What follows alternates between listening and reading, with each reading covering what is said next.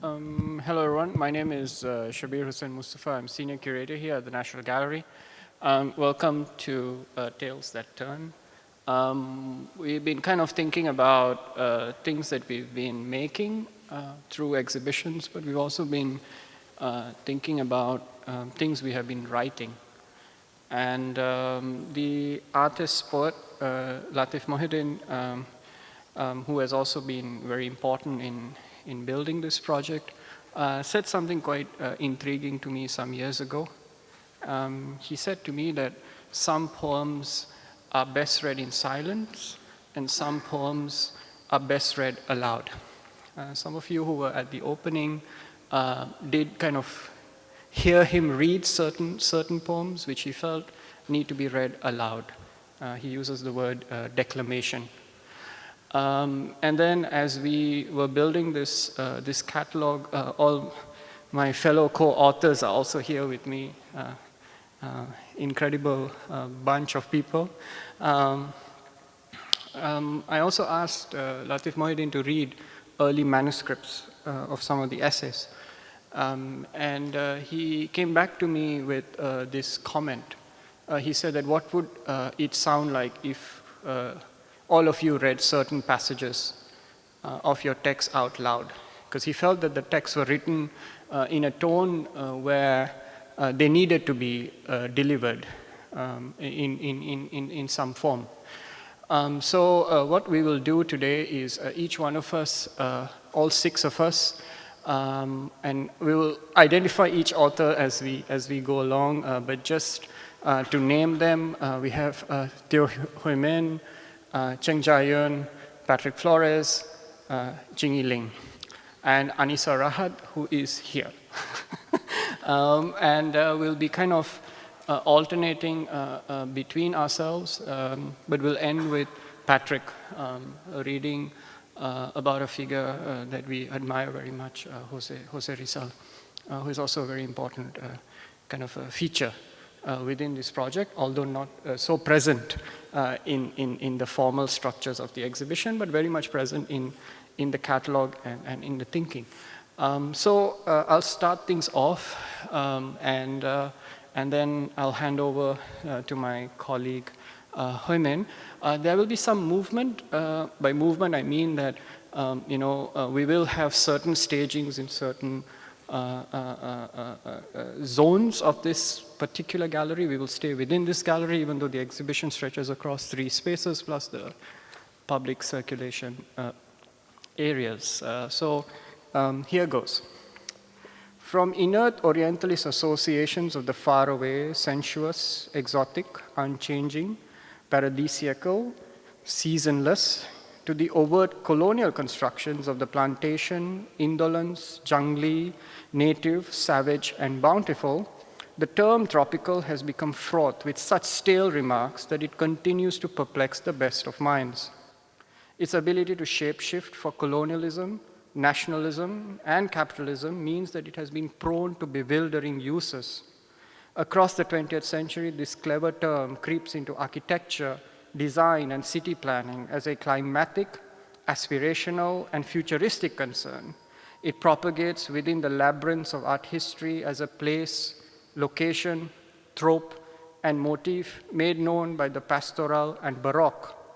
It also undergirds at times the drive amongst artists, poets, and musicians in Southeast Asia and Latin America as a site for contestation, debate, and self-determination. Yet unlike other canonical movements in the history of art, the tropical lacks a foundational or pivotal moment or a consistent approach. It does not follow a clear set of principles, nor does it maintain internal consistency through its application.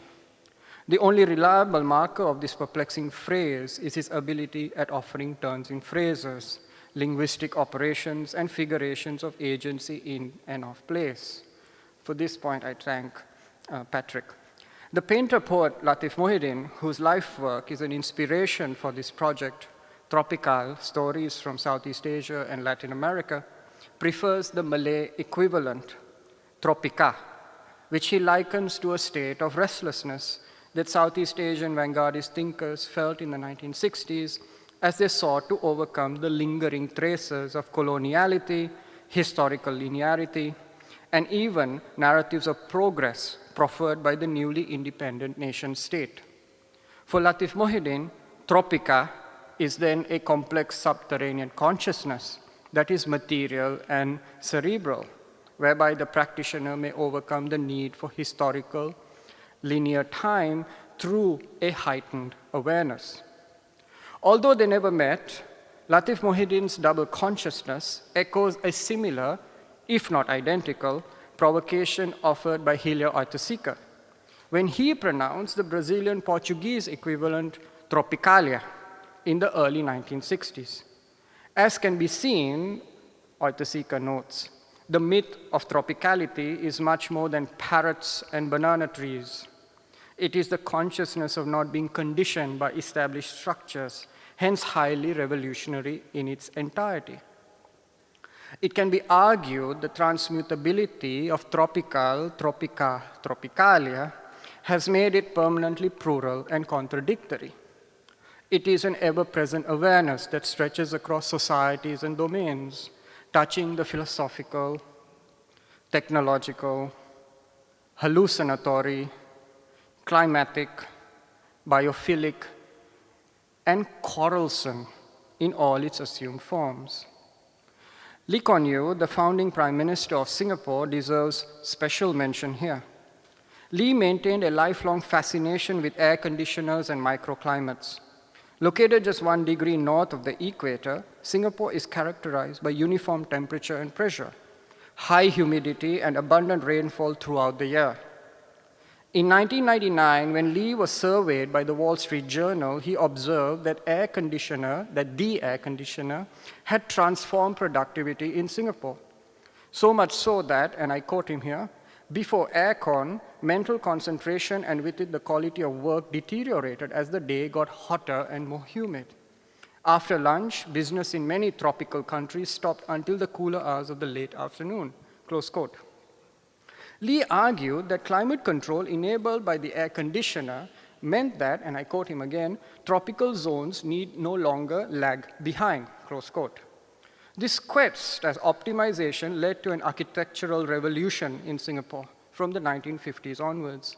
Public buildings and transport, shopping malls and museums, tourist attractions and nature parks, and even sidewalks, aided by tree planting and covered walkways, were transformed to maintain temperatures at a steady 23 to 26 degrees Celsius, instead of the unregulated average that usually ranges from 25 to 32 degrees Celsius and sometimes even warmer. Lee went on to suggest a future invention, a personal gadget every tropical denizen could adorn, which could take the form of, and I quote him again, a light polyester air-conditioned undergarment enclosed around the neck, wrists, and ankles, and battery-operated. Everyone can then work at his optimum temperature, and civilization can spread across all climates, close quote. Lee's desire for symbiosis between machines and bodies, form and function, comfort and friction, are merely parts within the multiplex of 20th century post-colonial maneuvers that informed the vanguardism surveyed in this project as well. For the moment, all I can say is, and I hope on behalf of my co-curators, is that Singapore's metabolic flexibility makes it an ideal site for an exhibition and discursive project of this nature. Thus, the task of Tropical rests on harnessing the dialectics associated with the term across a range of knowledge systems in order to generate a matrix of 20th century artistic vanguardisms across Southeast Asia and Latin America. By tracing the manners in which words and images are organized on canvas, paper, film, and wood, to sensations artists presented vis-à-vis histories of subjugation and colonial insults, it appears that the term tropical, as it is deployed in this project, is essentially fluid, but may become utopian and revolutionary, dystopian and aspirational all at once. To maneuver tropically, then, is to embody what the theorist Homi Bhabha calls a slice civility, that is geographically expansive and space-clearing, a disassembling of dominant cultural norms filled with subversive twists, and a willing embrace of a rhetoric that remains untiringly polytropic. As such, the tropical becomes a condition, enabling the most restrictive of situations to experience the simultaneity of linear and cyclical time, and the disassembling of canonical confabulations and wavered lines all at once. We might also say that the tropical is a sensation that accompanies the memory of conquest and deterritorialization. As a result, it is the ingenious predilection that emerged among thinkers in the non-West in the 20th century for reclaiming their non-culture as non-players. The concept of the non-player is borrowed from the historian Ashish Nandi, to describe the artists in this project who by and large refused to participate in imperialist formations and actively develop modes of working whereby they could live within what Ashish Nandi calls an alternative West, which is the colony or the post-colony, while, and I quote him here, resisting the loving embrace of the West's dominant self, close quote, which is again a reference to the metropole or the former metropole. So through this publication and through the readings today, the concepts of sly civility and non-players are reconstituted as sly tropicality, a phrase that a lot of my fellow co-authors and co-readers will reference, to reference artists and collectives in Southeast Asia and Latin America who sought to actively blend aspects of their own cultural paradigms with those of Western modernism, carving out spaces of resistance and disruption. Now, alongside Latif Mohideen and Helio Oiticica, there are two other thinkers whose writings have offered the most compelling diagnostic tools for this project: the sociologist and public intellectual Syed Hussain Alatas, and the poet revolutionary Jose Rizal. The latter, Jose Rizal, captures the notion of the alternative West in his novel El Filibusterismo, The Subversive, through the figure of businessman F, who is, in Rizal's words, a dark-skinned mestizo who would forge anything, including his birth certificate, in pursuit of the colonizer's compliment. And I'm going to end with a quote from Rizal describing businessman F. "He looks like a fool, but he is. He was born in San Pedro, Makati. He deprives himself of many things. He almost never bathes, nor tasted pork, because according to him, the Spaniards don't eat it, and for the same reason does not eat rice, nor patties, or fish sauce, nor bagung, or shrimp paste. Although he may be dying of hunger or watering in the mouth, anything that comes from Europe, rotten or preserved, tastes heavenly to him. And a month ago, Basilio, one of many characters in Rizal's text, saved him from severe gastritis. He had eaten a jar of mustard to prove that he was European."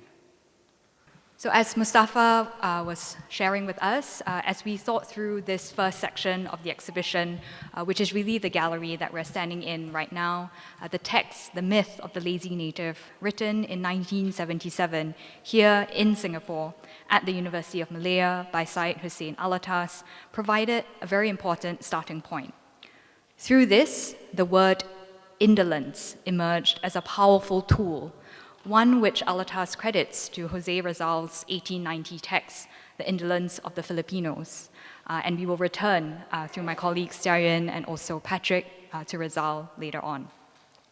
Alatas's mediation on indolence also led us to other words, the second being plantation, the primary context for labor and extraction under colonial rule, and its dominant representation in painting through the trope of the pastoral, which you can see around you.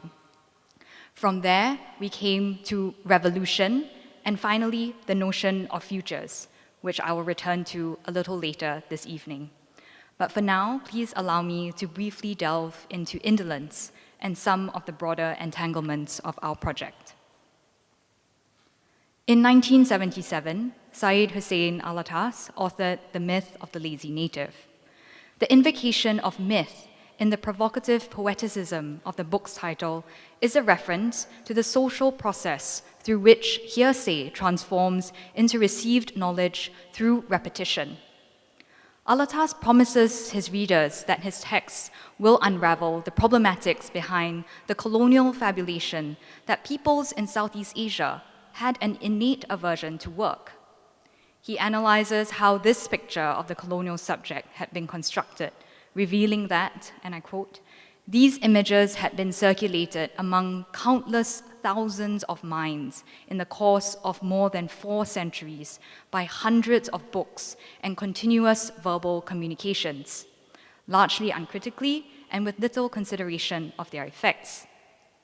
Distasteful proclamations echo across Alatas's meticulous surveys of primary texts, from sweeping generalizations of, I quote, "rude and uncivilized character of the Malay nation," end quote, to passing anecdotes of the Filipino whose, quote, "laziness is such that if they open a door, they never close it," end quote, and condemnations of the Javanese for whom, quote, "nothing less than immediate material enjoyment will stir them from their indolent routine," close quote.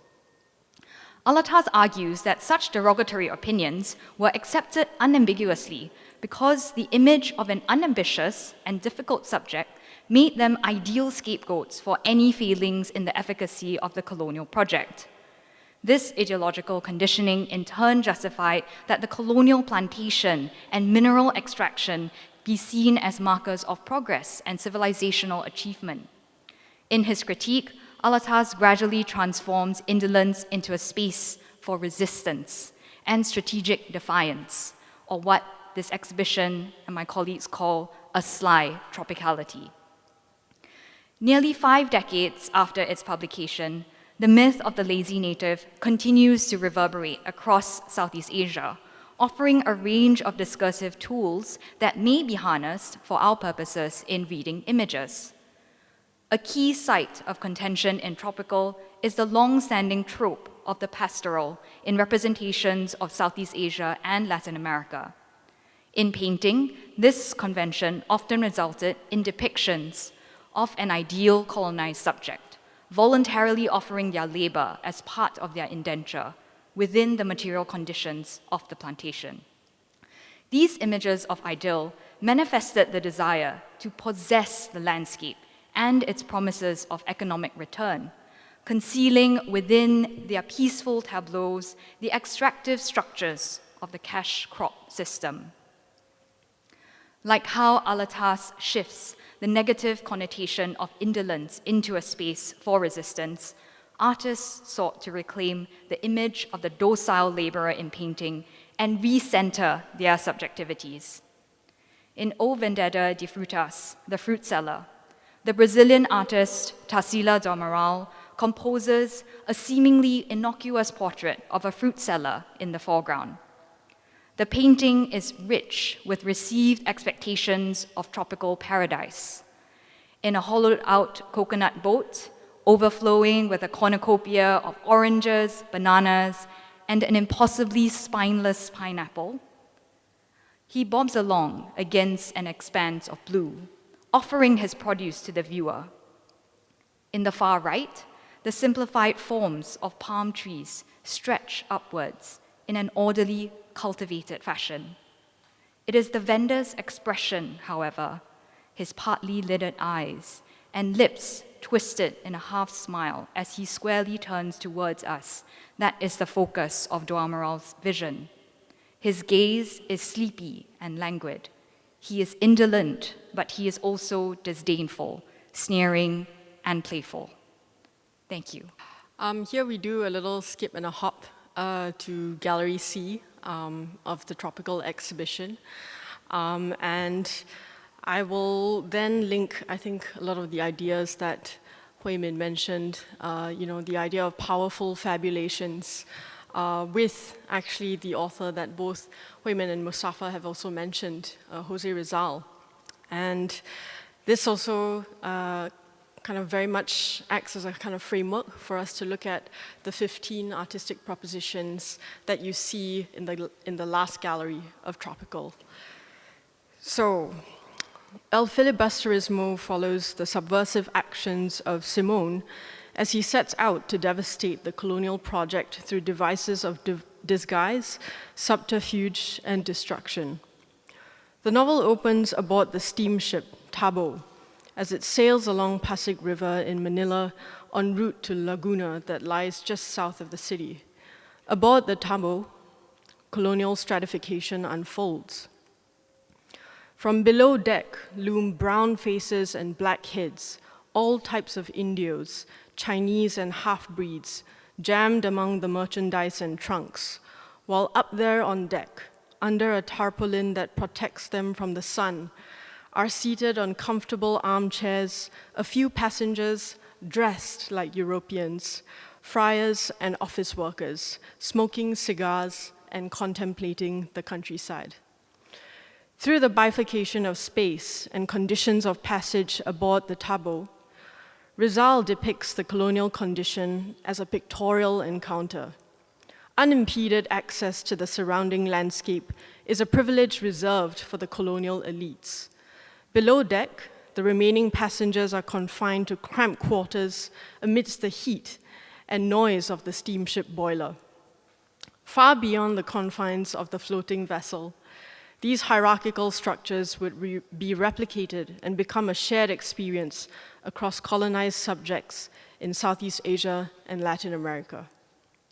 Wearing a helmet woven from a reed common to the Philippines known as tin sin, and dressed in European attire, Simone is the lone character who moves between the upper and lower decks of the Tabo with ease. Throughout El Filibusterismo, Rizal uses attire to signify an optics of sly tropicality in Simone, a strategy of camouflage which enables him to move freely among the colonial elites and advance his subversive plans undetected. Simone's attire as camouflage finds resonance with what was happening thousands of miles away in Brazil, with the Brazilian poet and writer Oswald de Andrade's Manifesto Anthropofagio. Just as No Limitanger and El Filibusterismo were incendiary texts that fueled the fight for the Philippines' independence against colonial rule, de Andrade's Manifesto would become a rallying cry for artists in Brazil to upend the subservience of the colonized to the colonizer, to react against the dressed man by cannibalizing colonial idioms, a productive gesture that has since been invoked and reworked by artists operating out of Brazil during the course of the 20th century. In Simone, subversion materializes as a capacity to acknowledge existing structures and formulate strategies of resistance, destabilizing the structural order. Like Simone, artists in Southeast Asia and Latin America demonstrated a canny, self-reflexive understanding of their own status as double agents, operating in a field that has come to be known as global modernism. Over the course of the 20th century, their practices speak across contexts, time, and space. Their artistic strategies contest the insults of colonialism through the hybridization of form and absorption of the museological encounter that disturbs colonial memory. Throughout, one intent remains: the radical proposition of syncretic and autonomous vocabularies of making. And now we will also then take a little pause to reflect on an artist whose works you see in Gallery C, and her name is Igak Murniase, referred to as Murni for short. So Murni was born in the Regency of Tabanan on the island of Bali, Indonesia. As a young woman with limited access to education, Murni emigrated to Makassar and later to Jakarta to seek livelihood as a domestic worker, a seamstress, and a factory laborer in different cities before she returned to Bali to pursue painting in 1987. Murni's life was entangled with gender relations that have characterized the experience of migration across the global south. Through her painting, Murni forcefully inverts the power relations that generate a pastoral Bali. She challenged gender norms to combat conformity by painting sexuality, refusing to be a compliant foil for the projection of desire upon an exotic and unnamed subject. The titles of the works, Aku Disedot, which translates to I'm being sucked, and Tali Kabeku Dicaplok Ikan Dalam Mimpi, which translates to A fish is pinching my birth control device in a dream, suggest Murney contemplating her own subjectivity, directing her gaze and our gaze to look at that which is always concealed behind the customary veil of gendered propriety. In Murney's work, the mythological violence of Balinese painting that you see around you, that's drawn from the Ramayana, is transposed from the realm of the mythic into that of an assertive recovery of personal agency. The unabashed eroticism and shape-shifting quality of her painted mutant beings challenge the place of the female body within the pastoral image of a touristic Bali. And as a kind of a companion to Murney, I will briefly share about Lygia Clark, whose obra moles, or soft forms, you actually see on the chairs beside you.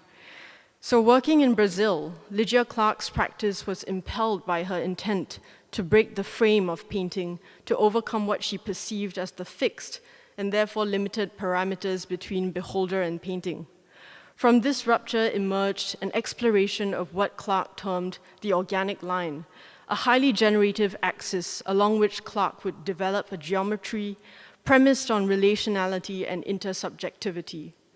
As marked by her shift from making works to propositions, Clark turned to the beholder's body, its sensing and relational capacities, as a reservoir for the radical extension of the surface of her artistic inquiry.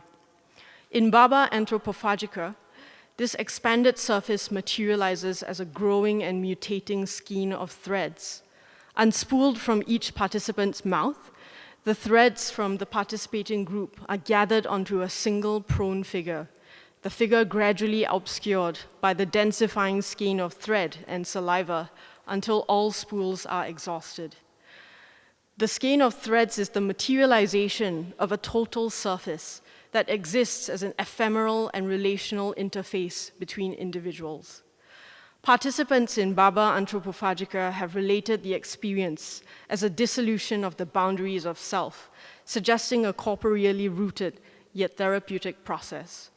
Spools of thread become devices through which Clark concatenates the energies of communal gesture, advancing archaic yet utopic notions of sociality. Thereafter, the skein will be forcefully pulled apart by the group, a process Clark termed defolement, a French term which translates as release, as a shamanic conclusion to the collective ritual. Hi, everybody. I'm Qinyi, one of the co-curators of the exhibition. And for this section, I'm going to invite you to have a bit of a stretch of imagination because the artworks are not here. They're actually in the next gallery. And if you have time over the weekend, I do encourage you to come back and have a look at them. And for this period of time, we will be looking at the figure of the concubine. So in the next gallery, we title it This Earth of Mankind, taking the title from Pramuda Anatatoya's epic Buru Quadlet, Bumi Manusya, the first of 4 novels. And for that, rather than to talk from the point of view of the protagonist, Minka, the only Javanese student in a Dutch language school, the concubine becomes sort of the lens that I borrowed. The concubine, the Naya Ostello, the mother of his love interest, Eurasian love interest, and also a very interesting, slippery instrument. So without further ado, I'm just going to read from my essay, a short brief, and please pardon any of my mispronunciation as I go along, and I will try my best. For Pramuda, the Naya the concubine is the grand contradiction born through the intermingling of colonial modernity, gendered autonomy, and Javanese personhood. Naya straddles and somewhat effortlessly between the colonial and endogenous systems as a concubine whose marital status remains unrecognized by the Dutch or the Javanese bureaucracies. Belonging to neither, she develops the capability to see beyond limited gender roles, bureaucratic structures, and ideological systems. She is at home in both worlds. She draws attention to the colonial language and its governmentalities as incomplete and limited. Thus, the concubine asserts agency and is a site of agency. Speaking to Minke's Dutch language teacher, she remarks slyly, "I'm not used to being called madam, and indeed, I'm not a missus. It is not appropriate to refer to me, is not appropriate way to refer to me, and not my right. Call me Naya as other people do, because that's what I am, miss." In this way, Minke and Naya carry a double consciousness. They are vanguards building a vocabulary that identifies as something other than the prescribed categories around which the colonial condition had calcified. In other words, they survive by slipping through the cracks of race, social politics, and gender. Minke and Naya are characters of their time and in time, agents born of colonial encounters but armed with agency of endogenous knowledge systems. Their collective struggles figure, refigure, and mutate around the gendered self as bearers and keepers of the right to weave narratives into word, text, and image in the aftermath of the colonial. And for the concubine, I look at two artists that are featured within this exhibition, one of them being Elmira Sunasa, and the other being Maria Auxadora da Silva. So, pardon me if I break into a bit of biography on both characters, because very much like gendered subjects, their biography play a huge part of their artistic practice. Born in North Sulawesi, on the Indonesian island of east of Borneo, the activist artist Elmira Sunasa represents a similar type of double bind. Elmira Sunasa continues to be the perplexing figure in the story of Southeast Asian art.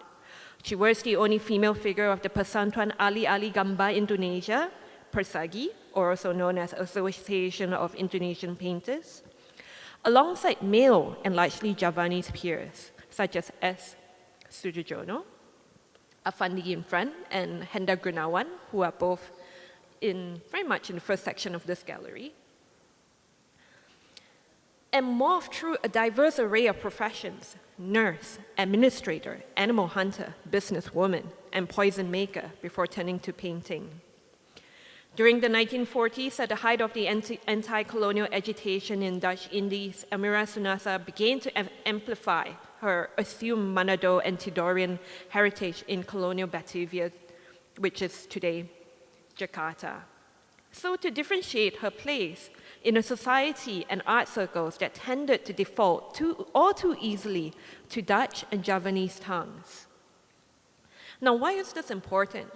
It's because the Sultanate of Tidore was the center of the spice trade in pre-colonial Indonesia and had played a historically significant role in linking the archipelagic civilizations of Indonesia to the Papuan world. Elmira Sunasa enhanced her Tidorean image by staking a claim to the throne of the Sultanate of Tidore. She started traveling through the Indonesian archipelago to bolster this claim, and in 1947 went on to declare the sovereignty of Papuan by raising the possibility of the territory succeeding from the Indonesian Federation. Now, this also leads to her paintings that we have presented in the next gallery. A number of these concerns are registered, especially in this time period where she proclaimed her own role as an intermediary for the Papuan people vis-a-vis the Dutch and the Javanese. Here we talk about her painting Orang Irian Danga Burun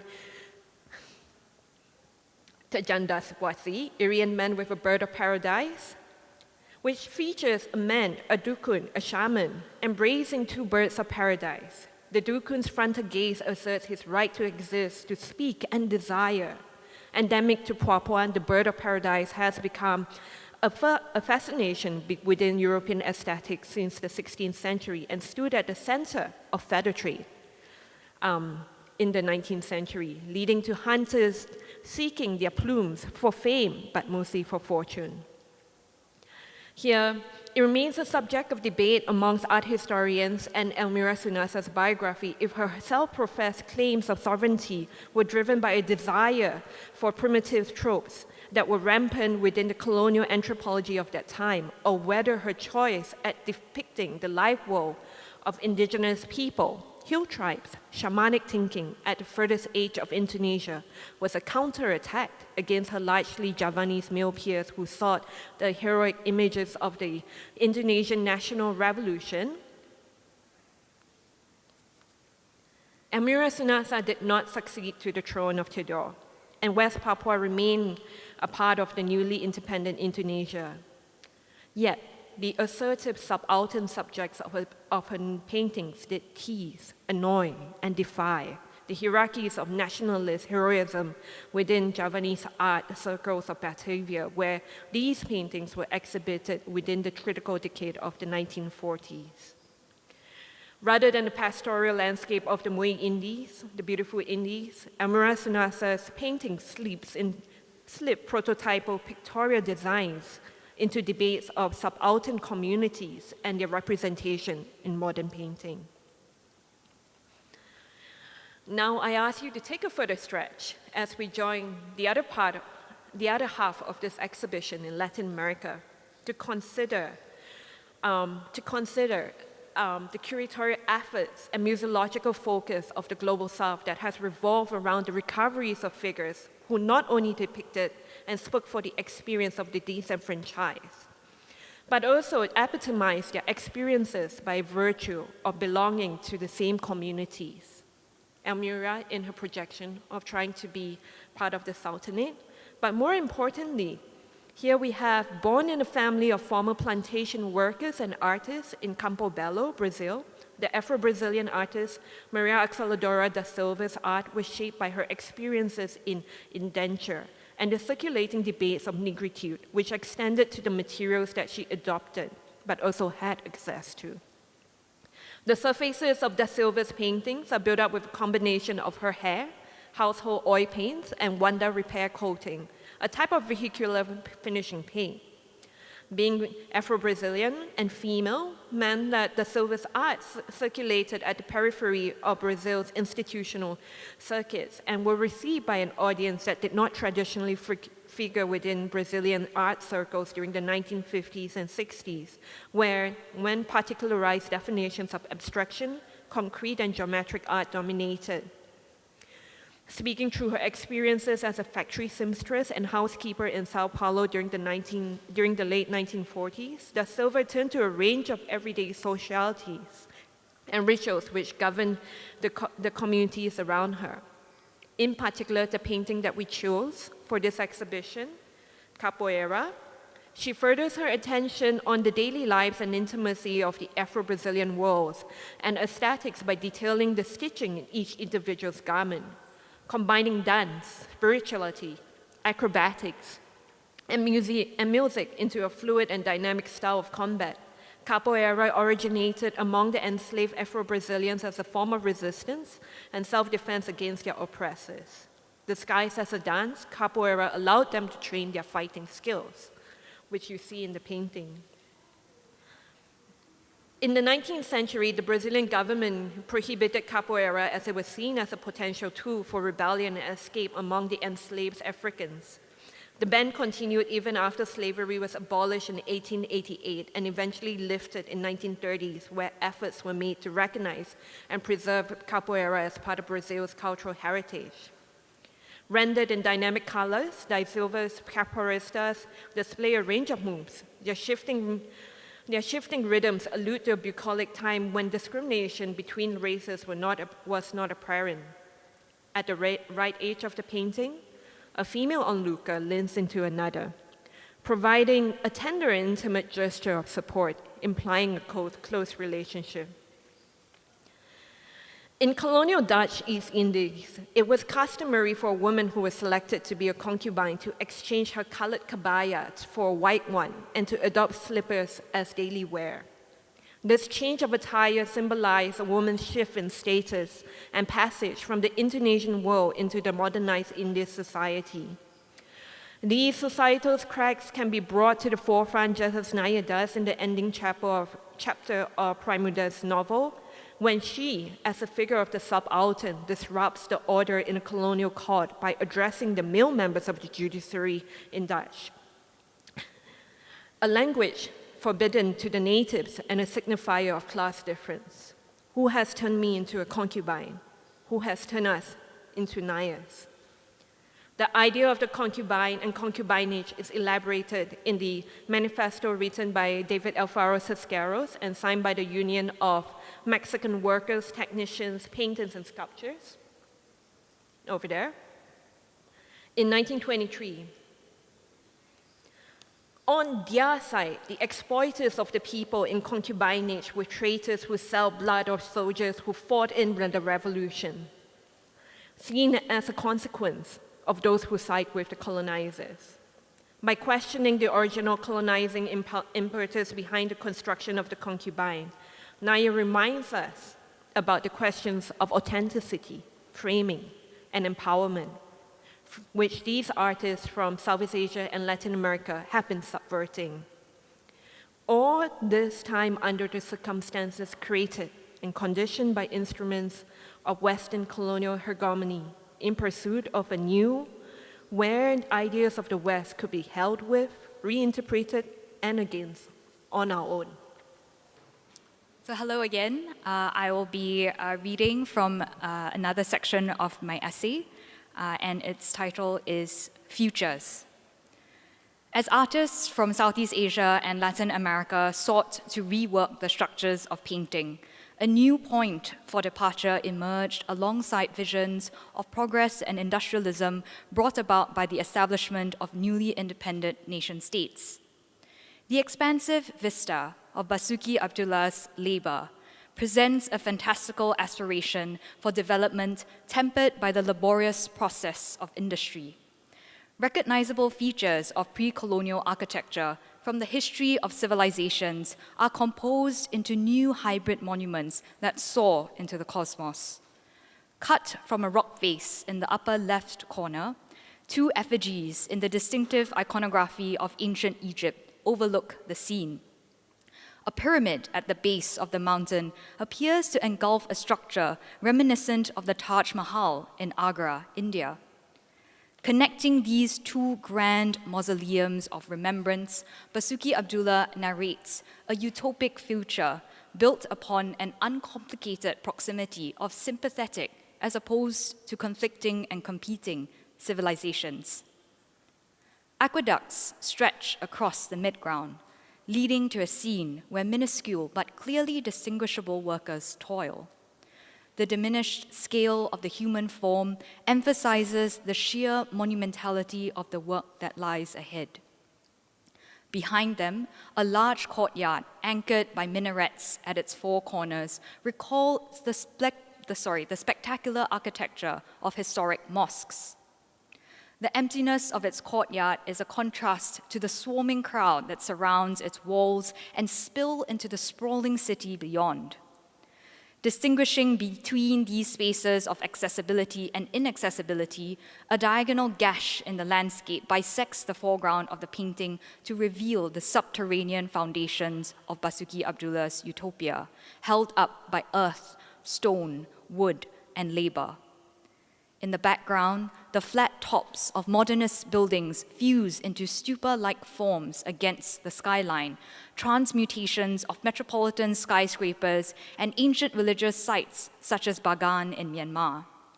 In the upper right corner, a beam of light shines through the clouds, illuminating a circular structure of tiered concrete blocks that morph into the recognizable splendor of Borobudur in Magelang, Central Java, Indonesia. At the painting's center is the imposing form of the central Vimana of the Lingaraja temple in Bhubaneswar, northeastern India. A plane flies overhead, bringing promises of modernity and dreams of interconnectedness. The compositional array of hybridized ancient and modern structures with motivated workers entangles this painting within the context of newly independent nations.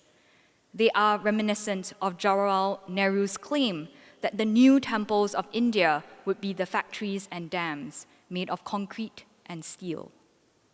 The non-aligned movement, after all, was conceived in Bandung in 1955 within the broader context of the Afro-Asian Conference. Basuki Abdullah's vision materializes that third site for thinking and living beyond the bipolar world that the Cold War had created. Indeed, Basuki Abdullah presented labor to newly self-governing Singapore in October of 1959, the year of its independence from the British Empire. This painting, then, is also a gift, enacting third world solidarities and marking post-colonial aspirations that emphasize the mending of lineages through historical time, which will now rest comfortably alongside utopian industrial futures. Hi, so I'm Anissa, and I have the honor to write one of the essays in this exhibition, but I'm only a writer in this exhibition. And I'm writing about some of the works, but of two artists in this exhibition. One is Sonario and one is Samsar Siahaan. And Sonario's work is being displayed right now in the other gallery, in the next gallery. And it's part of a work also by Samsar Siahaan, whose work we can see here. But these are two different works, and Sonario's work was implicated in Samsar Siahaan's performance in 1981. And I'm going to be speaking about that. So Sonario's work was called Torso, and it's a wood carving.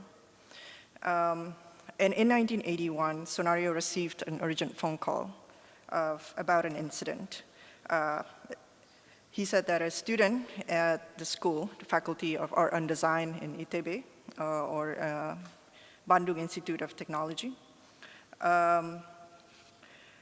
he heard that someone burned one of his works. And the work was titled Torso.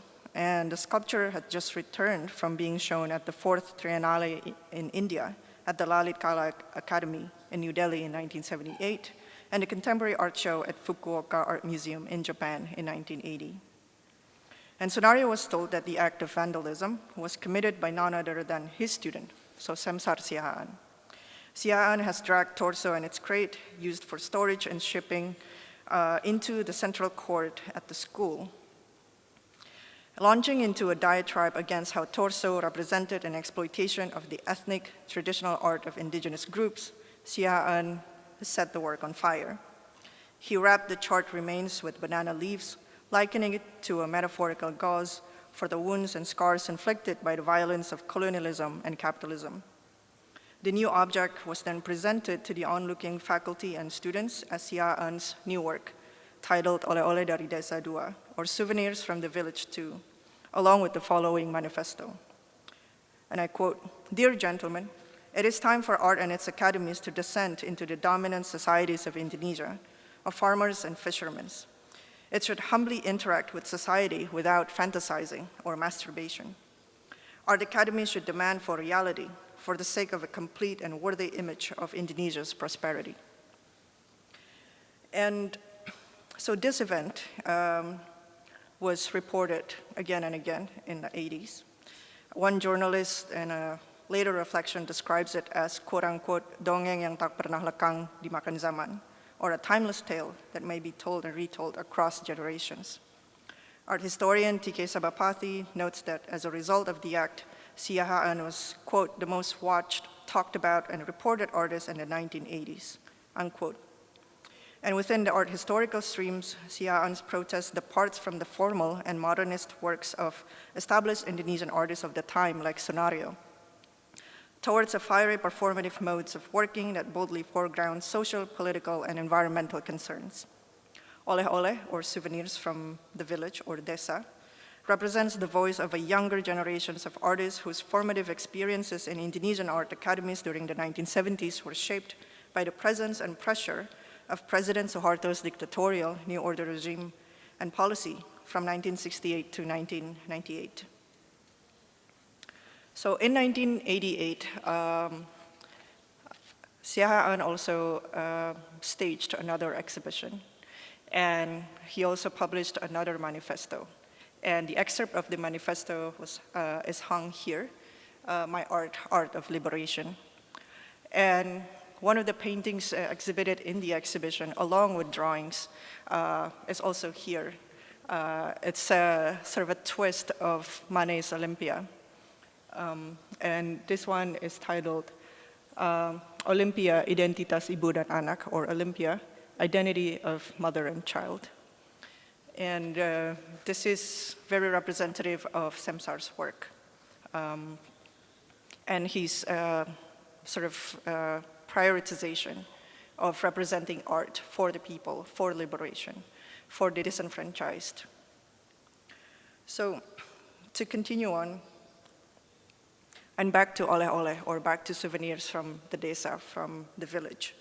Sia An's oleh-oleh can be seen as an extreme act of quote-unquote appropriation, the way he set the scenario's work on fire, that takes and claims the quote-unquote original object instead of just its image or impression.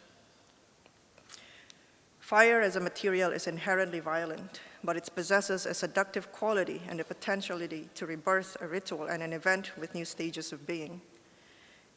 In Semsar's case, burning Citra Irian, or torso, almost obliterates the sculpture's surface markings, effacing its simulacrum of indigenous visuality. Yet the intervention exposes the politics of modern nation-making as imagined and filtered through artistic borrowing from Indonesia's diverse ethnic communities. The burning also rebirths torso, or Citra Irian, with political demands and awareness to make art relevant and utilitarian for the masses. It has inevitably become a site of continued resistance. So in 1988, as I've mentioned, Sunario heard that Sia An torched many of the drawings that he made for the exhibition. His paintings are the only one survived from that exhibition. It was unavoidable that many felt that Sia An calculatingly torched his drawings to drive demand for his works in the then booming Indonesian art market. However, Sunario, as his teacher, speculates that burning was Sia An's way of fronting his statement of resistance. Sia An did see his action as a reaction against the commoditization of artworks and as fulfilling the work's life cycles as they were born, quote, this is Semsar Sia An's words, from the fires of the spirit of freedom, and after exhibiting them, these works must be returned to the fire of the spirit of renewal, unquote. So Sia An's oleh-oleh, or souvenir, from the desa, or from the village, also generates a radically different manifestation of quote-unquote primitivism within the Indonesian context. Sia An locates the quote-unquote primitive in the all-encompassing idea of quote-unquote desa, an Indonesian term meaning rural, and a very agricultural one at that, signified by, quote, fire, mud, banana leaves, bamboo, and yellow turmeric rice, unquote. While Sia An's proposition of desa can be faulted for its deterministic readings, I assert that within the Indonesian context, the rural, the primitive, and the indigenous are often messily knotted together, as they represent the marginal, the exploited, and the disenfranchised.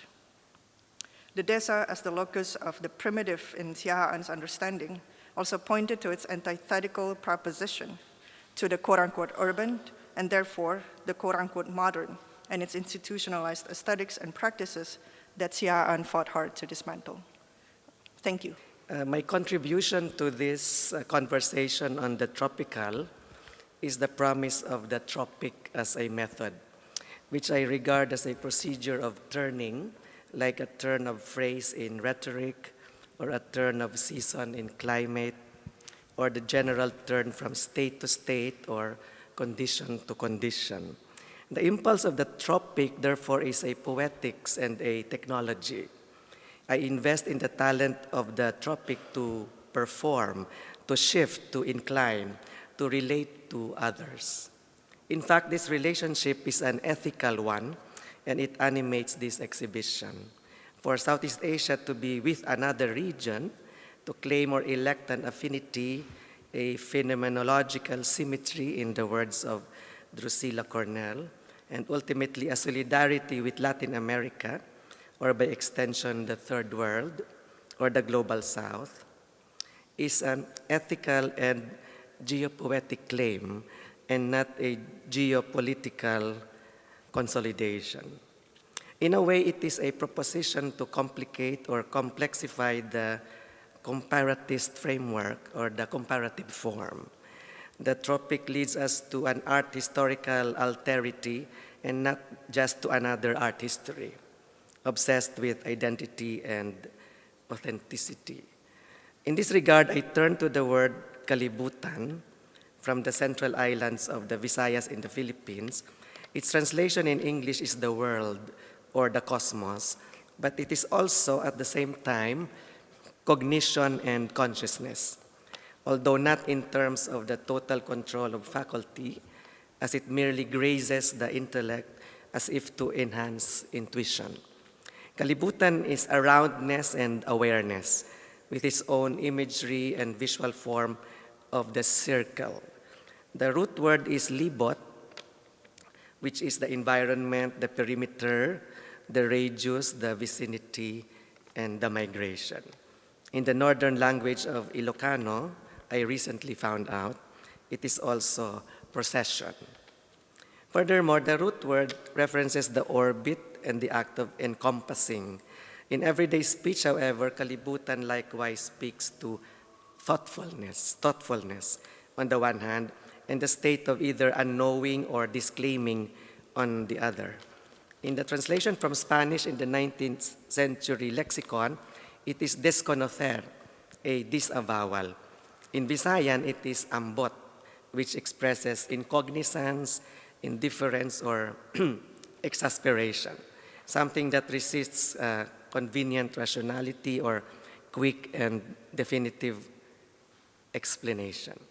If one were to signify cosmos and cognition in a sentence, as embodied by the term kalibutan, it might be the world in mind. Or it might be, I think, the world of you, which way will be the romantic poetics of this, the visitation of the world view or the world historical picture. In the essay for the catalog, I intertwined kalibutan with the worldly Filipino artist David Medalla, with an epigraph from one of his texts and also a photograph collage.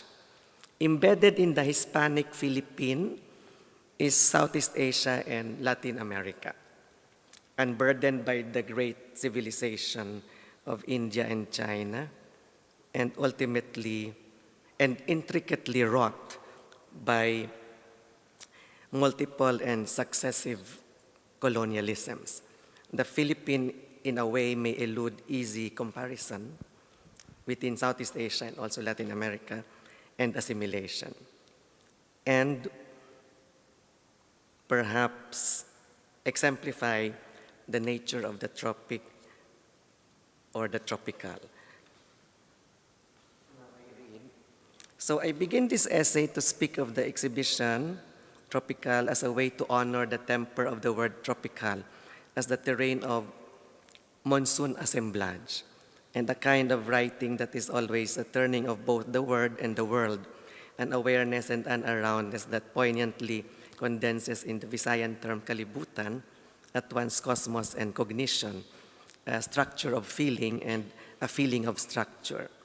In Lindsay Bremer's explication, and I quote, "While the monsoon might congeal into something recognizable for a time, such as a cloud or a downpour or an onset date, the complexity of the interactions at play within it ensures that becoming other than itself is all that one can be sure about it." End of quote.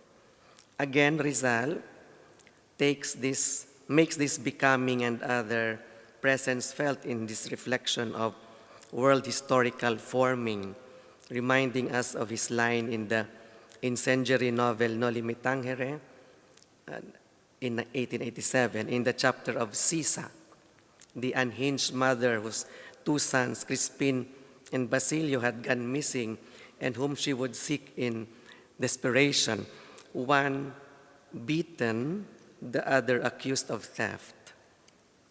She later would die in the forest to be buried by Basilio. As she once waited for them deep into the evening, her mind would wander and mutate, startled by the howling of a black dog. Rizal describes the condition of darkness as teeming, as the night is disposed to believe. The phase when, and I quote Rizal, the imagination peoples the air with specters, end of quote. These specters creep into the body, and I quote Rizal, suddenly she felt her hair rise on her head, and her eyes stared wildly. Illusion or reality, she saw Crispin standing by the fireplace. End of quote. Medalla points to this condition of bewitching, this quick change vision that mediates or even ensures the reiteration of the image of a hero, aerating it, so to speak. I approach the tropical from this either Gothic or preternatural scenography that parses monument and memory so that subjectivity may wander and mutate too, and so that it may people the world with spirits. Thank you. By Barbara Cartland. This is the author here. And I'm going to read after my colleague Hui Min's prodding, the author's note. This is a book from the Library of the Tropics. It's branded and everything, so it must be real, you know? On 27th May 1905, a Chinese steamer was shipwrecked on the beach of Sanur, about 4 miles from Badung. The Balinese looted the wreckage, as they had done for centuries, but the Dutch government claimed an indemnity of 7,500 florins from the Raja of Badung. He considered such a request an insult and refused to pay. This was the excuse the Dutch were waiting for, and in 1906 they sent an expeditionary force into South Bali. Surrounded on all sides by Dutch troops, the defenders, seeing that their cause was lost, decided to die rather than surrender. During the night of September 20th, the prince set fire to the palace, and the next morning opened the gates. Thousands of Balinese advanced slowly towards the Dutch guns. The men, sparkling with jewels, wore their ceremonial red, black, and gold costumes, while the women, carrying their children, wore pure white sarongs and were also covered in jewels and pearls. On a throne supported by the tallest warriors, the Raja, a slender young man, sat pale and silent. Suddenly, within 50 yards of the Dutch, the Raja drew his kris from its scabbard. This was the signal, and the Balinese drew their swords. They shared a curious exultation at the thought of death. They dedicated themselves, and the sacrifice of their bodies was just but the shadow of reality. It was an offering to the gods in the age-old struggle between good and evil. The Dutch captain gave the order to fire, and the slaughter began. The Raja fell, and so did hundreds of his followers. Wounded women stabbed their babies for fear that they would survive. Then husbands killed their wives. The Balinese warriors and children, brandishing spears and knives, charged the firing cannons. 3 times the Dutch ceased fire in an attempt to stop the slaughter, but the Balinese had decided to die. Apart from a few babies, there were no survivors of the massacre. This was the end. The Dutch were now the masters of all of Bali. Today, the square in Denpasar, the former Bandung, where all of this took place, has become a football ground. In 1920 and 1924, more temporary permits were given to Catholic and Protestant missionaries to carry on their work in Bali, but all their efforts were doomed to failure. In 1945, the Dutch East Indies established their independence. The Republic was proclaimed 4 years later, and the whole archipelago took the name Indonesia. It's from Lovers in Paradise. Yeah. So we can maybe have a discussion now. Yeah. I'm curious, in the process of sort of like prepping for the exhibition, the volume and the wealth of this literature, right? And the text here surely informs the curatorium quite intensely. I'm just curious, maybe how did the process of the amassing and the accumulation started? Were there starting points from which notes disperse, or were there specific texts that were specific in informing or instructing the mode of thinking in this exhibition? I'm very curious because I feel like I'm going to come here every day and try to flip through one of the books. There's so many to start, you almost don't know where. So some thoughts and contemplation would be welcome. The Library of the Tropics has actually been through many iterations. This is its kind of final so-called physical form, but it's but one, I think, presentation of the ideas that have circulated in fiction, in non-fiction, in printed matter, throughout the 20th century, that really helped to push and propagate, this image of the tropics through written word, through color, through black and white illustration. So I guess the short answer is that the accumulation was at first kind of driven by known sources, certain key texts that we had identified as a team, and some of them are still here and present in the exhibition today, like Myth of the Lazy Native, and also Pramodia Anantato's novels, and of course, Jose Rizal. So for us to kind of present actually this accumulation here, it was perhaps a gesture that was produced out of maybe a certain kind of a frustration as well. I think we were looking online to locate, the ways in which these ideas were still circulating, and the ways in which the consciousness of modern art, for example, which is so much tied to the images that a painter like Paul Gauguin produced, at the turn of the century, continue to actually creep, into our everyday consciousness. And how we wanted to then track that and manifest that was through the very innocuous, portable, and economical form of the book. And I hope that answers your question. I think maybe another kind of manifestation of the library also presents itself through an extended dialogue that we had with the artists, Dolores Zinni and Juan Maidagan, who are artists who are from Argentina but have been based in the US and also in Berlin for many years.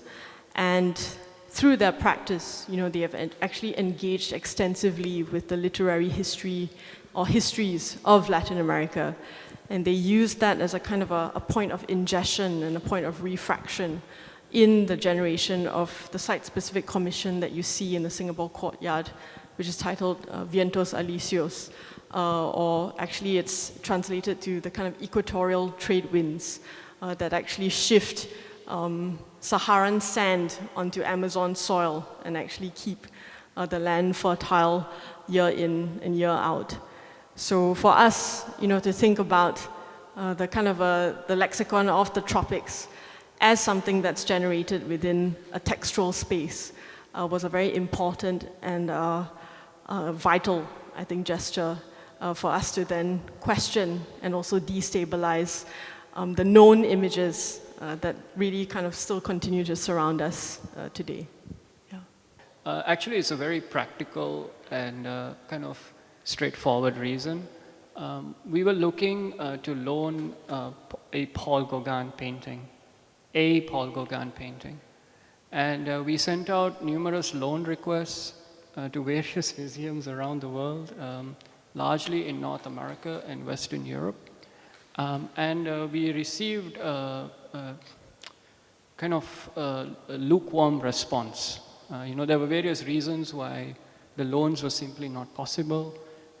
There were things like the paintings were too sensitive to travel to Southeast Asia, or the paintings were too important for the narrative of those museums. And in a moment of anguish, Jia Yun typed Paul Gauguin art books into Book Depository, for those of us who still remember Book Depository. And we came upon how many entries? 3,000 entries on Paul Gauguin. And these entries ranged from stickers to bookmarks to children's books to large museological monographs, hundreds of these published, by what we call the museum complex. And in a sense, we came to realize how important a place Paul Gauguin occupies within broader formations of museology and the modern as we understand it. But we were still missing a Paul Gauguin painting. And then what happened was that we have colleagues at the Museum of Art in Sao Paulo who came forward and said, we have two, you can have one. And so that's the work here. So the Gauguin painting that we have actually came from Sao Paulo to Singapore. And I think that's important to share and know, because in a sense, beyond the discursive, right, I think there are real practicalities within which we've also been operating. And through that moment, we came to develop an entire bibliography of materials that were available on Gauguin and Tahiti as a kind of an allegorical twin of Bali. And we began the process of purchasing these books from online booksellers. So eBay, Book Depository until we could, Open Trolley, you name it, we were on it. And essentially, we began the accumulation. So the first iteration, as you see here, occupies 2 islands, Tahiti and Bali, with the possibility of more islands to be added. So in a sense, the Library of the Tropics is not finished. I mean, this is just a start. And we will see where it takes us. It will be never resolved, it will never be complete. I mean, it's a kind of a oneric space. It doesn't really exist, but it does in various forms. So that's just the backstory as to how these books came to be here. Yeah. I'm wondering if you can speak to the concept of regionality in this exhibition, because the subtext is stories from Southeast Asia and Latin America, and both regional identifications are unstable, to say the least. And maybe Hui Min, you could start us off, because the contribution that you gave today is you dropped the reference to the non-alignment, as well as futurism. So maybe we could start there about how regionality fits in this exhibition. I think for us it was really important, and it stems from thinking that didn't start with this exhibition. Actually starts in our long-term exhibitions in our Singapore and Southeast Asia galleries. I think it's something that as a curatorium here at the National Gallery, how we think about Southeast Asia is something that we engage with in a manner that doesn't take it for granted. So I think in this exhibition, the Basuki Abdullah is an incredible example of, I think, the solidarities and aspirations of the period. But in a practical sense, you will also notice throughout this exhibition, we've also included artists, for instance, from Bangladesh, from Sri Lanka. We even have an artist who was practicing mostly in Hawaii, which is on display in the next gallery. And that was really part of our a very considered intention to really think about the constructs or how we think about regionality. Because just as I think we can all here acknowledge Southeast Asia as a construct, it's the same with Latin America. And I think even when we were thinking about Latin America in the context of the show, Latin America is a vast, extremely diverse place. And I think what we have offered in this exhibition, for us, it's really a form of quotation, referencing, finding connections. It's in no way meant to be, comprehensive or kind of an encyclopedic listing of artists from either region. So I think really, in terms of thinking about regionality, our intention was to blur some of the lines and open up some potentials for future connections as well. Maybe Mos, you have anything to add? Yeah. Thanks, Kat. Sri Lanka makes more sense. How does Bangladesh fit to it? Sri Lanka has a connection with Southeast Asia. It's in between. How does Bangladesh fit? Really quite understand that. See, we simply wanted to creep, and we sort of started wondering, like, there is this kind of longer tradition within Southeast Asian studies of what Ananda Kumaraswamy called further India, right? And this is the kind of Orientalist trope that it's not China, it's not India, it's not Japan, then what is it? Where is the Asia? And we felt that it was kind of interesting to kind of creep across land, so cross Myanmar a little bit, and then just float across the sea, and perhaps the tide takes you to Sri Lanka. That's all. That's the reference. It's not meant to be, I think as Patrick also alluded, it's not a geopolitical statement. It's a geoethical one, in a sense, that there are sensations that one may feel. So it's also not a scholarly exercise in that sense. So if one is looking for these kind of direct links, perhaps there may be none to be found. So for instance, I have an entire text which is based on a myth, where I was told this story actually in Manila many, many years ago, and I asked Patrick also if it could potentially be true, but it's a myth. Someone told me that Victorio Edades went to New York City to meet with Diego Rivera in the 1920s. But if you look at their biographies, it's likely it never happened. But for me, I think I found it quite interesting that someone actually bothered to tell me the story. And the fact that the story is told. Now, if you're going down the rabbit hole of verification and, then perhaps this exhibition will not make sense. And it's not meant to make sense in that way. It's just a kind of intimation.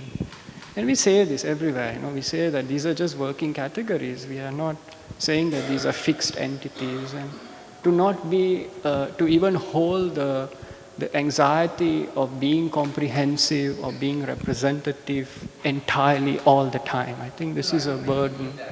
Yeah. Logic of resonance for the tropical with its, I didn't mean it in that sense. I mean the overall sense of resonance between, Brazil and this sort of makes sense, right? So the issue here is resonance, not logic, and then the connection makes, I think, quite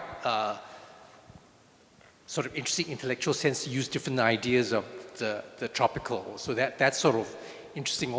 It's just that I just didn't understand the resonance with Bangladesh. With Sri Lanka, it makes sense because that's part of some logic of tropical as well. You see, so that's in a sense all I meant. Actually, a Bangladeshi work in that section, which everyone seems to think is either an Indonesian work or somewhere from Mexico. Actually, there's a work by Zainul Abidin from 1966, and if you look at it vis-a-vis a figure like Edades, it makes total sense.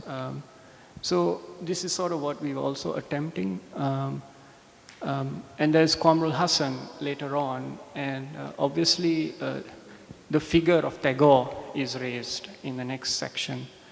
And Tagore kind of is like a rhizome, who kind of exists not just within the Bengal Delta, to use a geographical or ecological phrase, but it exists within the vicinity of the farther India, so to speak. So this is sort of what we were trying to do.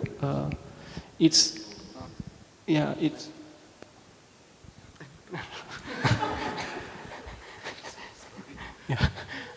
but there are I'll just kind of eavesdrop from what Patrick was. It's a kind of a strategic essentialism. The connection with Santiniketan was sort of interesting. The artists you trace that go through Santiniketan. A lot of them actually, if you see in that space, it's a kind of an essentialism actually. Yeah, but the struggle here, Wanling, is also to tell the story to a broader public. Not just the scholars in the group, because I don't think we curated this show for scholars actually. We want them to be frustrated and write mean things about the show, but hopefully then we may be speaking to a bigger public, So there are essentialisms, to be honest, and it's conscious, because we've all read Spivak, we all read Foucault, but it's not about Spivak and Foucault, They're also welcome to come. We welcome them, Thanks for the talks, they're great. I haven't been through the exhibition properly nor read the catalog, but I was thinking, as you were talking in the readings, one argument could be that an exhibit is trying to make an argument of some sort, and so if the argument, and then I might be over-interpreting or getting the interpretation wrong, but I might think that the curators were trying to argue that tropical was a way to think about art that hadn't really previously been considered. So is that also your view, or what would you say the argument is in relation to tropical? I think our answer to that would be that we don't see it as a movement at all. We really see it, as Mustafa just mentioned, like as a sensation, rather than it being a place, more a space for thinking and sensing, and it seems very abstract when we put it like this, and it's intentionally so. But I think what we hope is that when you look at the works themselves, something solidifies. I have a couple of questions, but I haven't seen the exhibition yet and haven't seen the catalog, so I'm kind of just guessing. But I guess two related questions or confusions. I think both connected to kind of post-colonial things, ways of thinking, because you started with Alatas.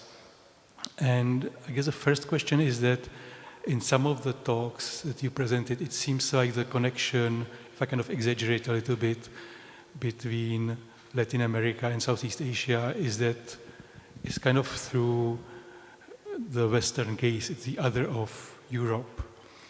So, I think especially in Patrick's presentation, I felt, to the extent, again, I haven't read the chapter, but it felt quite different in that there was this kind of poetic looking towards Latin America, beyond post-colonial kind of othering, beyond just the sense that both Latin America and Southeast Asia was colonized. So I guess that's one question, whether you kind of, what do you think about this tension or maybe contradiction in the different presentations? And the other one is, again, again, you started with Alatas, which is 1976 or something, right? Very close to the kind of time of Said, and the kind of sense, in some ways perpetuates colonial distinctions between, this is West, this is East. This is clearly we are talking about oppression and resistance. But at the same time, like, I read, just very briefly, the Gauguin caption there, when you say that actually Gauguin breaks this Western lens, right? And I feel like lots of the pictures invite actually the possibility of a kind of slippage beyond post-colonial studies, beyond this kind of, East and West. Or I was thinking when you were talking about Basuki Abdullah, who is very well known for painting these porn images for Sukarno, right? And landscapes, in some ways very colonial / nationalist painter.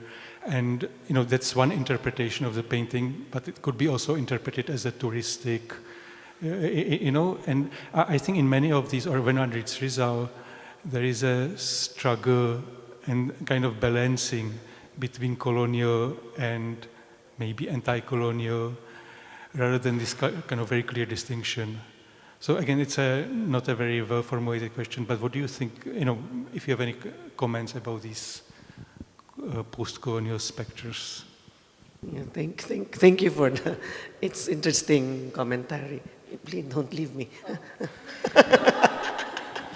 Yeah. I think there are different degrees of like distance or proximity with the empire.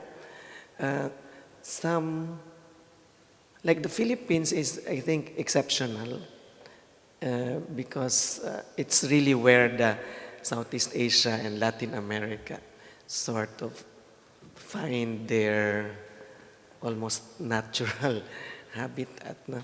And if we look at the Manila Galleon show at the ACM, that would also, that point would be rendered more resonant. So I argue for a theory of imbrication rather than this binarism that maybe post-colonialism or Orientalism tried to posit, no? Maybe initially through Said. So, and the Philippine case would exemplify this intense imbrication. But that cannot be extended to other parts of Southeast Asia. So maybe my point is that every site or place would require its own methodology or a different way of annotating the relationship with colonialism or empire. But definitely, one of the aspirations, I think, is to also trouble the comparative approach, because that seems to be the default expectation for this kind of exhibition, to like immediately compare, right? Also Latin America and Southeast Asia. So how are they related? Or are they? So I think one way to think of this exhibition or to appreciate this exhibition is to go beyond the comparative approach, and also to go beyond some kind of co-production of the modern.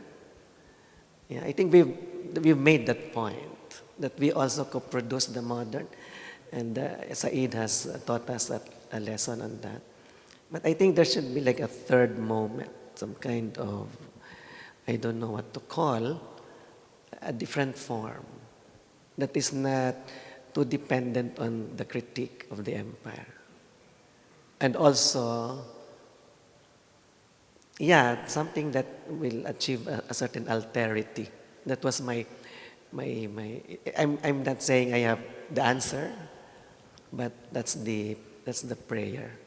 Yeah, I just want to say I really appreciate the point about Vasuki, because of course that based on the reading it's like a utopia, but so many people that have come to the show, and myself, when I look at the painting, I see a dystopia. It's like this Disneyland mishmash of things, and it can be as horrifying as it is aspirational.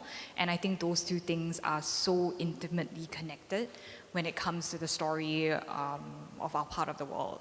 This idea of developmentalism and its effects as well. So I think there's a great film in the historical courtyard by Naim Momahim, which really looks at this kind of tension, which I think is very prescient actually, and really relevant for today's context as well. So I'm not very sure like what a curator does totally, but I thought it was very interesting because I've been to the exhibitions that I thought each of the exhibition had a very different feel the moment you enter. So this one has like very vibrant colors, like I don't know, it just reminds me of like tropical kind of atmosphere.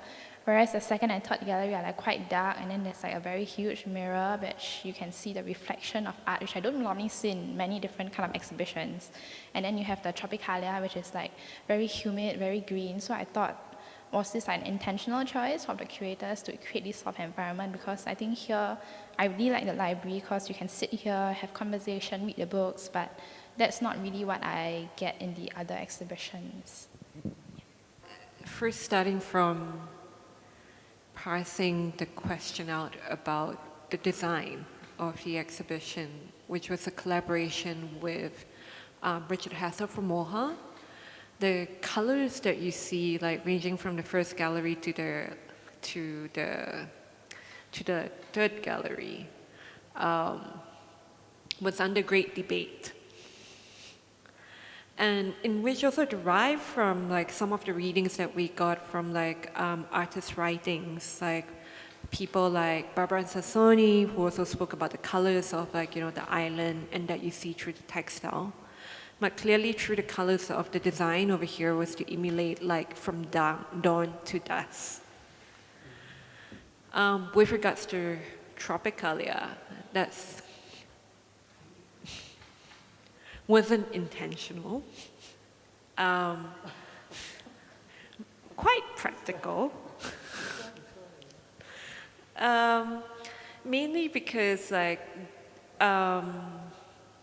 as you know, we have invited guests within the installation, and they are a very key integral part of the installation. Their bird calls, their movements form this whole idea of the tropical paradise.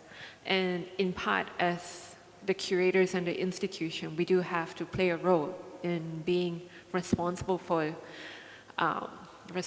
creating a very habitable environment for them. And hence, in working with the keepers, we came up to a very nice temperature of 26 degrees within Tropicalia itself to maintain this kind of ideal environment for our invited guests.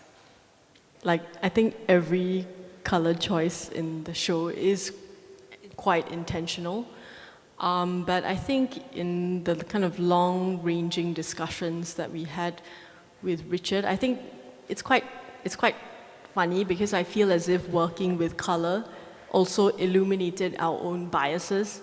I think curators actually tend to be very shy when it comes to coloring walls too much. So with Richard, I think we took quite a different approach, almost opposite to the customary white walls that you would use to kind of best show painting.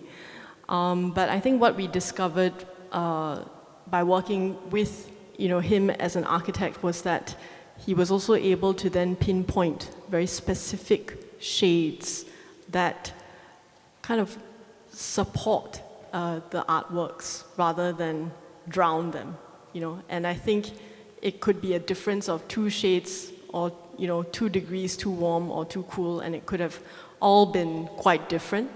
But I think that precision was something that we were very deliberate about, and we had a very long kind of exchange about, to make sure that the space kind of supports the works, and it doesn't kind of become an imbalanced decision. So during the talk with Richard last week, he also talked about some of the debates we had, and one of them is the carpet color as well.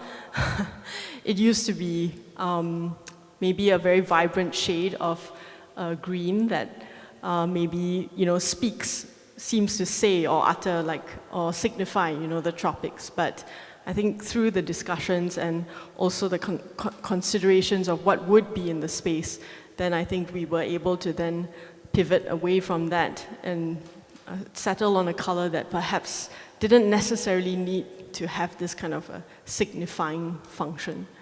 Yeah. So I think that's definitely very much part of the process, and it's been a very long drawn one, maybe at times almost painful for Richard, but also a very enjoyable and rewarding one. Yeah. I just want to thank everyone. You know, we have some familiar faces, but also some new faces. Some from far away and some from nearby. But I think just to share that as the exhibition progresses, we're also always constantly thinking of the programmatic, especially for this show. And just to thank our colleagues from curatorial programs who have been very patient with us. Lynette in particular, Rose, everyone, you know, Erica, who is not here, but you know, she's really the guiding force.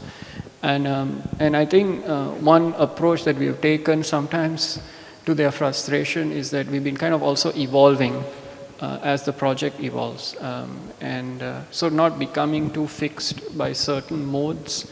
So for instance, you know, what you saw today, it was not rehearsed. Yeah, so we didn't like kind of have a grand plan. It was just that we all came together and decided what we were going to do, and then we just kind of did it. I think it's just also about keeping some of the conversations organic. Yeah, we'll also be having a lot of outreach efforts in support of the two makos that we have on display in the Tropicalia exhibition, so there'll be a lot of public outreach, and so please feel free to join those as well, and Qinyi can share more. Yeah.